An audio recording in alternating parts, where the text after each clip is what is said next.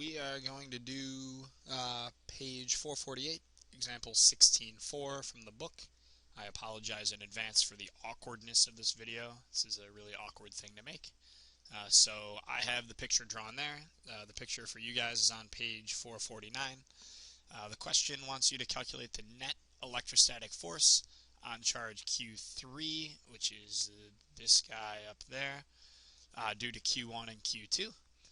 Q1 is a negative 86 microcoulomb charge. Q2 is a positive 50 microcoulomb charge, and Q3 is a positive 65 microcoulomb charge. So right off the bat we notice they're not in a straight line. And the charges not being in a straight line means we're probably going to have to do some resolution of vectors up into x and y components. So we'll get there when we get there. For right now, I'm just going to draw in the directions of the force since it wants to know the net electrostatic force on charge Q3 due to Q1 and Q2. Q3 is this one, and there's my giant hand. Q3 is this one, and it wants the electrostatic force on Q3 due to Q1. Q3 is positive, Q1 is negative, so that means that on Q3 there's going to be a force, we'll call that force on Q3 from Q1, and it'll kind of be directed towards Q1, towards this guy, because of the attraction between the two charges. From Q3 and Q2, those are both positive charges, so on Q3 there's going to be a force F3, 2, the force on 3 from 2 that's pointing upward, kind of. It's supposed to be straight up and down. I'm bad at drawing. That's repulsive between Q3 and Q2. So that's step one. We see that this force right there, F32, is along the x and y axis, whereas this one, F31, is not along the x and y axis. So we're probably going to have to do some component stuff on this one eventually. For right now, I'm going to move the question out of the way and go ahead and figure out the magnitudes, figure out the amounts of each one of these charges. So let me shimmy this out of the way. And this is, I'm just going with what it says on page 449. I'm just kind of talking through what we're actually doing. F on 3, force on 3 from charge 1 is given by the Coulomb's law equation, 1 over 4 pi epsilon naught, where that's just a constant. First charge, second charge, over the distance between them squared. So remember, r doesn't mean radius, r means distance. I said r31 because it's the distance between charge 3 and charge 1. I wrote it like this because that's how the AP exam likes me to write it for whatever reason. So after I write it like that, I can go KQ1, Q2. So the electrostatic constant, the value for charge 1, the value for charge 2, all over the distance between the two charges squared. I'm going to plug in some numbers. K is 9 times 10 to the 9. Newtons times meters squared per coulomb squared. Charge 1 had a value of, looking back at what it said, I'm going to actually write, I'm going to change this, sorry. Change this from Q1 to Q3, since we're talking about charge 1 and charge 3, so my bad for writing that like that in the first place. I'll make that change up here too. Charge 3 has a value of 86 times 10 to the negative 6 coulombs. Charge 3 has a value of 65 times 10 to the negative 6 coulombs. And the distance between the two is 0.6 meters. And that says square that bad boy, so we'll do that. When we type that into our calculator, we get a value of 140 newtons for the electrostatic force between charge 3 and charge 1. Next thing we're going to do is we're going to do the same thing So here's our picture, back to our picture, and sorry I don't have a better way to do this besides moving the picture back and forth all the time. So we just found F31, and we found that that was 160 newtons. We use the info from this charge, the info from this charge, 160 newtons on F3, on charge 3 from charge 1. So we'll do the same thing with charge 3 and charge 2, because that's the other force we need to find. So I'll move the question out of the way. Force on charge 3 from charge 2 is given by this constant,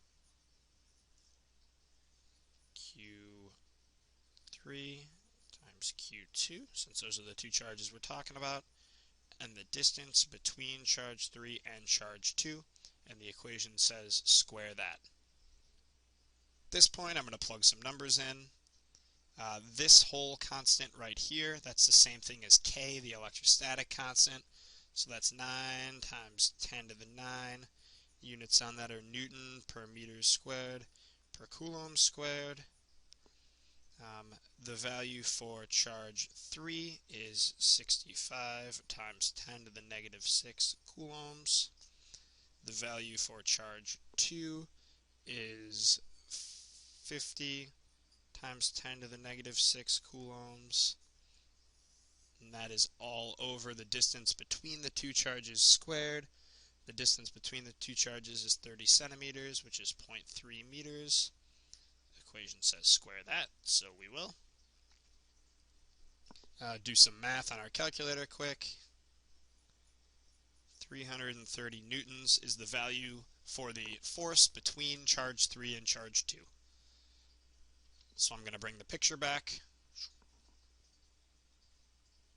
So we just found that this right here is 320 newtons. Cool. So at this point, we have the value for F31, the value for the force between charge 3 and charge 1, the value for F32, the force on charge 3 from charge 2. So at this point, I'm going to draw on an XY axis. You have to make that sound effect when you draw an XY axis. And we'll see right off the bat, or maybe you would see right off the bat if it was drawn a little bit better, but you'll see right off the bat that F31 is off axis. It's not on the x-axis, it's not on the y-axis. So the plan is split this one that we don't like up into the x and y components. So I'm going to redraw this triangle over here on this paper, so it's a little bit easier to see. Now I'm going to redraw that triangle on the paper, kind of going this way. This is the 160 newtons, the F31, the force on 3 from 1. We want to split that up into its two components. We want to split that up into the x component and the y component. There's our right triangle. The angle here is 30 degrees. That's given in the question. So 30-degree angle. Right here, this is F31. That's the adjacent side, so cosine of the angle. This is the opposite side, so it's F31 sine of the angle. So F31 in the x direction is 160. I lied. F31 in the x direction is 140 newtons times the cosine of 30 degrees. And F31 in the y direction is 140 newtons times the sine of 30 degrees. Do that in the calculator quickly. Got a value of 120 newtons for in the x direction, and a y value of 70 newtons, so 120 newtons this way, and 70 newtons this way for the y direction. Now I'm going to redraw my free body diagram. Cool. Now we can do our some of the forces in the x direction. just this one, so just 120 newtons in the x direction. Sum of the forces in the y direction, 320 minus newtons, my bad, 320 newtons minus 70 newtons. So in the y direction, there are, man, I really can't read. F32 is 330 newtons. Oops. So 330 newtons minus 70 newtons. That is going to give us a value of 260 newtons right there. So redrawing the diagram one more time, going up, there is a total value in the y direction of 260 newtons, and to the right, there is a value of 120 newtons. You know it's a good question because I forgot what the question was asking about. It's asking about the magnitude of the net force. The net force is given 120 newtons by finding the resultant of the two forces. So the total net force is given by finding the resultant of the two forces using Pythagorean theorem. So F net squared equals 120 newtons squared plus 260 newtons squared. Do that quick, do some math there. F net equals 290 newtons. Boom. The last piece of that is figuring out the direction, since the question wanted the magnitude and the direction. You can do that using any trig identity. I'm going to do it using tangent because that's what the book does. The book says that tangent of theta, tangent of whatever this angle is, opposite over adjacent. So tangent of the angle is 260 newtons divided by 120 newtons. Tangent of the angle is opposite over adjacent. 260 newtons is the opposite side, 120 newtons is the adjacent side.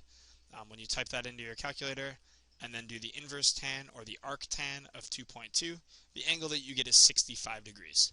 So that means that the net force is 65 degrees. This angle is 65 degrees above the horizontal. So you get a value of 290 newtons at 65 degrees. So that was a pretty involved question. It does a pretty good job of showing you that you can use your sine and cosine, use your vector addition in order to help you find your net force if need be.